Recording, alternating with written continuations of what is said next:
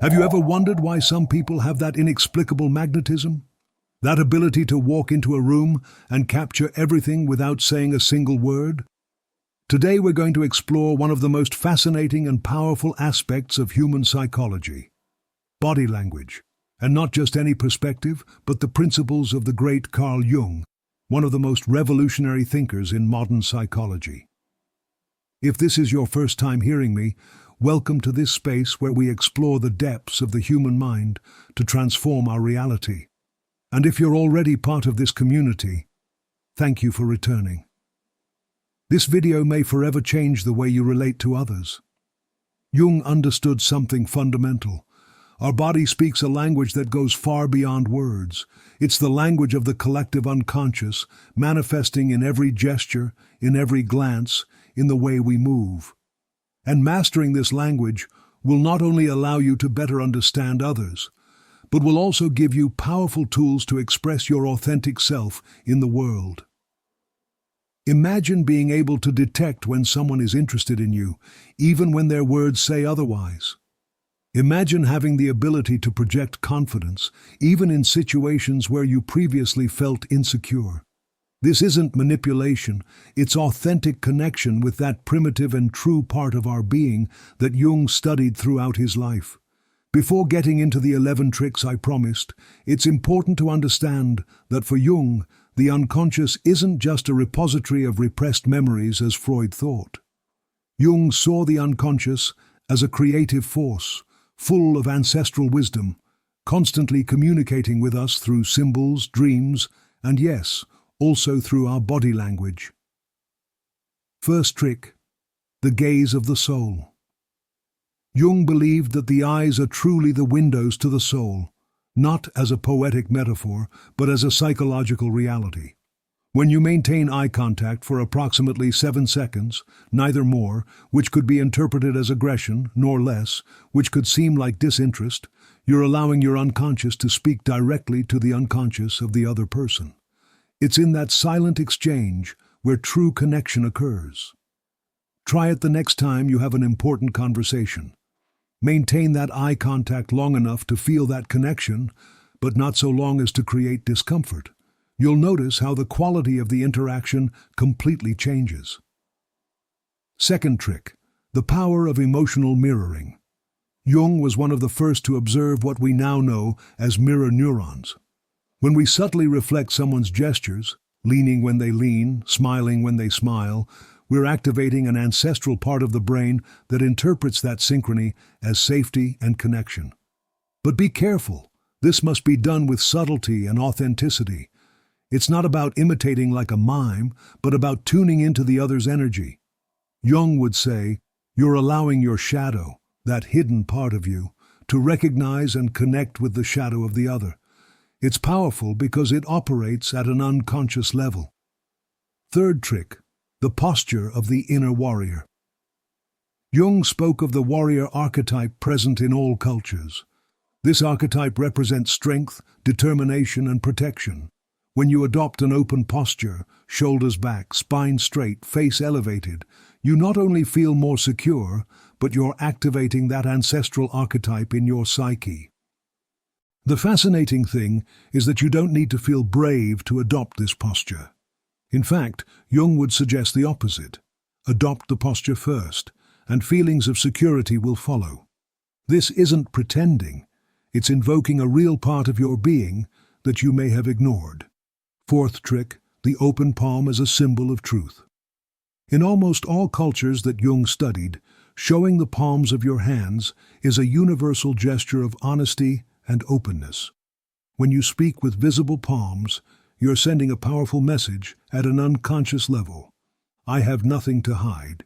This is especially useful in negotiation situations or when you need to quickly gain someone's trust. It's no coincidence that great speakers and leaders constantly use this gesture. It's a way of connecting with the collective unconscious that we all share. Fifth trick, the sacred personal territory. Jung understood personal spaces as extensions of our psyche. The distance we maintain with others isn't arbitrary. It's deeply encoded in our unconscious as a form of protection. Respecting this space, approximately an arm's length for formal interactions and a bit less for personal ones, isn't just courtesy. It's recognizing the psychic integrity of the other. And when someone allows you to enter their intimate space, it's not simply physical proximity. They're giving you access to a vulnerable part of their being. Sixth trick, orientation as intention. The way we orient our body reveals more than we think. Jung would observe that when our torso and feet point towards someone, our unconscious is saying, "I'm interested in you. I'm committed to this interaction." Try this at your next social gathering. Observe where people's feet point while they talk. It's an unconscious compass that rarely lies. And if you want to show genuine interest, orient your whole body, not just your face, toward the person you're talking to. Seventh trick, the touch that transforms. Physical contact, according to Jung, isn't simply sensory, it's a form of archetypal communication that can activate ancestral patterns of connection. A light touch on the forearm during an important conversation can create a bridge between two unconscious minds. But this power carries great responsibility.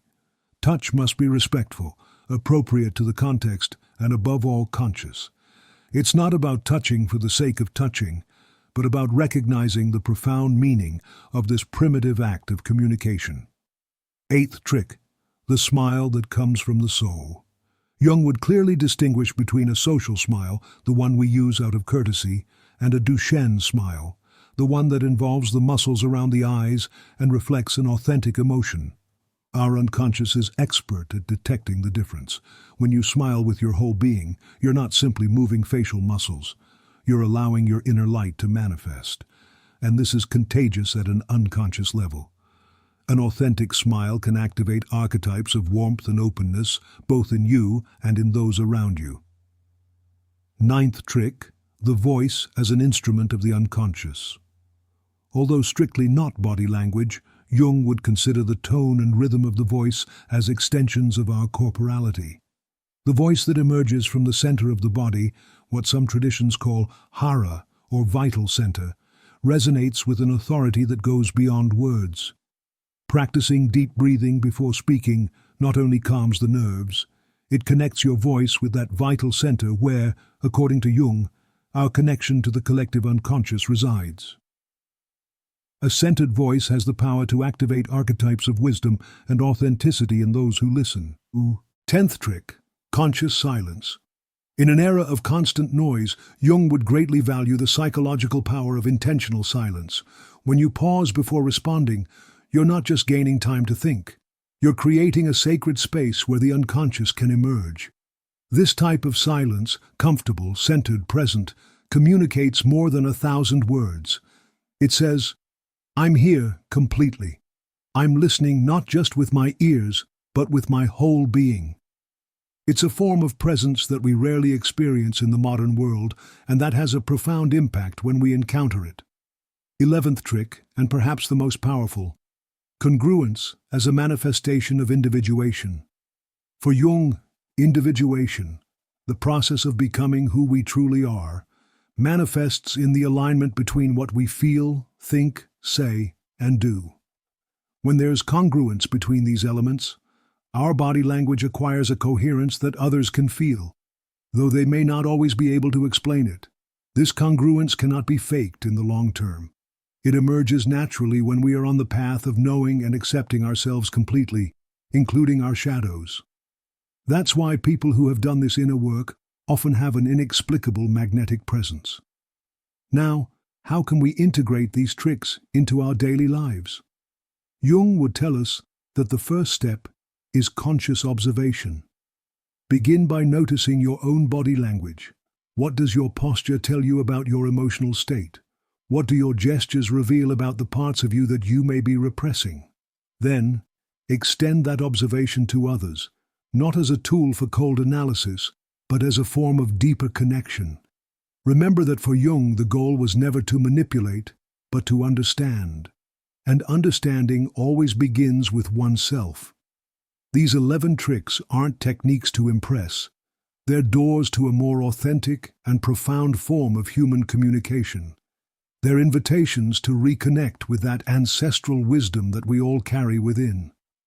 Let's think for a moment about what a world would be like where we were all more aware of this silent but powerful language. Imagine relationships where communication goes beyond words, where we can feel the true intention behind every gesture, every look, every silence. Jung believed that true individual transformation, what he called individuation, would eventually lead to a collective transformation. And perhaps that transformation begins with something as simple as being more attentive to how we express ourselves through our body. Now, I'd like to share a personal experience. A few years ago, I was in a situation where my entire professional future depended on an interview. I was extremely nervous, and my body reflected it. Tense shoulders, shallow breathing, restless gaze. Just before entering, I remembered Jung's teachings about how our body influences our mind as much as our mind influences our body. I took a moment to breathe deeply, consciously adopted the inner warrior posture we mentioned before, and entered the room not pretending to be someone else, but invoking a part of me that I knew existed, though at that moment it was dormant. What happened next was almost magical. Not only did I feel different, the quality of the interaction completely changed. It was as if my change in posture had activated something not only in me, but also in those interviewing me. In the end, I not only got the job, but began a professional relationship that continues to this day. This isn't a story of manipulation, it's a story of authenticity, of connecting with those parts of ourselves that have been silenced by fear, doubt, or simply lack of attention. And that's exactly what Jung would invite us to do. Pay attention to ourselves, to our body, to those subtle signals that we are constantly sending and receiving in every human interaction. Before finishing, I want to leave you with a practical exercise, something you can start implementing today to awaken that body awareness that we all possess. The next time you're in front of a mirror, take a moment to observe your natural posture. Then, consciously adopt a posture of openness and confidence. Feet firmly planted on the ground, shoulders relaxed back, head erect, a gentle smile on your face. Maintain this posture while breathing deeply for at least 3 complete breaths. Observe how you feel afterward. It's not just a physical change. It's an invitation to that part of you that Jung would call the self, the center of your psyche, to manifest more fully in your daily life. If you've made it this far, I want to thank you for your attention and commitment. The simple fact of being willing to explore these ideas is already an important step toward a more conscious and authentic way of being in the world. And now, I'd love to hear your experiences. Which of these tricks resonates more with you? Have you ever noticed how your body language has influenced an important interaction? Share your thoughts in the comments, and let's create together a community of people committed to this deeper and more conscious form of communication. Don't forget to like this video if you found it useful, and share it with someone you think could benefit from these ideas. And if you haven't already, subscribe to the channel and turn on notifications so you don't miss our next journey through the depths of the human mind. Remember, your body speaks even when you don't. The question is, are you aware of what it's saying? And more importantly, is it expressing who you truly are? Jung left us an extraordinary legacy, an invitation to look at ourselves more deeply, to recognize those ancestral forces that operate in us, and to consciously integrate them into our daily lives. Body language isn't just a tool of communication, it's a bridge to our most authentic self. And perhaps that's the most powerful lesson of all, that true authenticity, what Jung would call individuation, naturally manifests in every gesture, every look, every posture. We don't need to pretend to be someone else. We need to discover and express who we truly are. So the next time you enter a room, remember, you carry with you not only your personal history, but also that ancestral wisdom that Jung studied throughout his life. And when you learn to access it consciously through your body, something magical happens. You become a bridge between the visible and the invisible, between the conscious and the unconscious, between the personal and the collective. This is the true magic of body language, according to Jung. It's not a technique to impress, but a path home, to that part of us that has always been there, waiting to be recognized and expressed. I invite you to start today. Observe your body language. Experiment with these tricks, not as masks that you put on, but as keys that open doors within you. And share your discoveries with our community. Together, we can rediscover that silent but powerful language that we all share. That language that transcends cultures, times, and social barriers. That language that, as Jung would say, connects us with the deepest part of our shared humanity. Thank you for joining me on this journey. See you in the next video, where we'll continue exploring the depths of the human mind, always with the goal of living a more conscious, more fulfilled, more authentic life. Remember, change begins with you.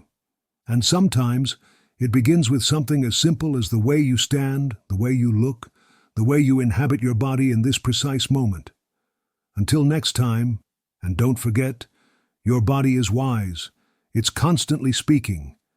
The question is, are you listening?